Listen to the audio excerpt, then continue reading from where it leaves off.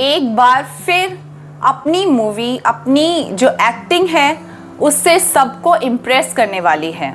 उन्होंने काफ़ी ऐसी मूवीज़ करी हैं जिसमें उनको किसी हीरो की नीड नहीं हुई।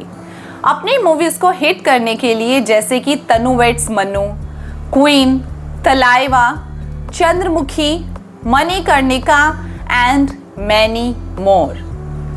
किसी हीरो को मेन लीड देने की ज़रूरत नहीं हुई उनको अपनी मूवीज़ को आगे तक पहुंचाने के लिए, अपनी मूवीज़ को हिट करने के लिए।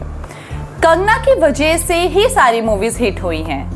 तो एक बार फिर वो न्यू लुक में नज़र आने वाली है और फाइनली उनका न्यू लुक रिवील हो चुका है। इंदर जानना चाहते हैं कि जब प्रेसिडेंट निक्सन फोन लाइन पर आए तो क्या वो आपको मैडम कहकर संबोधित कर सकते हैं?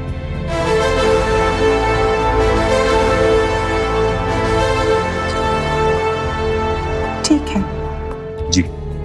1 मिनट। अमेरिका के प्रेसिडेंट को कह देना कि मुझे मेरे दफ्तर में सब मैडम नहीं सर कहते हैं। इंदर जानना कंगना ने इमरजेंसी मूवी में एज अ इंदिरा गांधी का रोल प्ले किया है और वो काफी सिमिलर भी लग रही हैं दिखने में इंदिरा गांधी से। इमरजेंसी मूवी की स्टोरी को राइट, प्रोड्यूस और डायरेक्ट कंगना ने ही किया है, कंगना ने खुद किया है। स्क्रीन प्ले किया है रितेश शाह ने और इस मूवी में जो अदर कैरेक्टर हैं वो है Anupam Kher as a Jayaprakash Narayan, Shreyas Talpade as a Atal Bihari Vajpayee, Mahima Chaudhry as a Pupul जयाकर। Pupul जयाकर जो नेहरू फैमिली के काफ़ी क्लोज थी और इंदिरा गांधी की तो वो बेस्ट फ्रेंड थी। And Milind Soman as a field marshal Sam Manekshaw. ये सैम बहादुर या सैम दी ब्रेव के नाम से भी जाने जाते हैं। 1971 में जब इंडो पाकिस्तान की लड़ाई हुई थी उस टाइम इनके जज्बे को देखकर सैम को as a Indian army field marshal promote किया गया था। सैम बहादुर के बारे में हम पूरा डिटेल में पढ़ेंगे बाद में, इस पे एक अलग से वीडियो बनाएंगे। इस मूवी की फोटोग्राफी जुलाई 2022 में शुरू हुई थी लेकिन और जनवरी 23 में कंप्लीट हो चुकी थी। वैसे तो इमरजेंसी मूवी नवंबर 2023 में ही रिलीज होनी थी बट ये पोस्टपोन हो गई, तो ये अब 14 जून को रिलीज होने वाली है। तो ये मूवी का नाम आपको समझ आ रहा होगा इसके नेम से, इमरजेंसी। तो क्यों लगाया गया था इमरजेंसी, क्या जरूरी था ये, आइए सुनते हैं।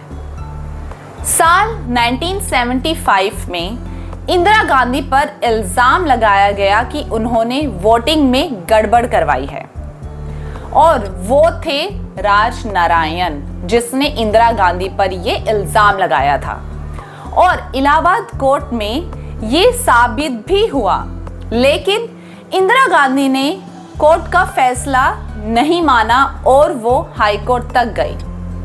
24 जून 1975 में हाई कोर्ट में इलाहाबाद कोर्ट का फैसला तो बरकरार रखा, जो इलाहाबाद कोर्ट ने फैसला लिया था, लेकिन इंदिरा गांधी को प्राइम मिनिस्टर ही बने रखा, उस पोस्ट से हटाया नहीं।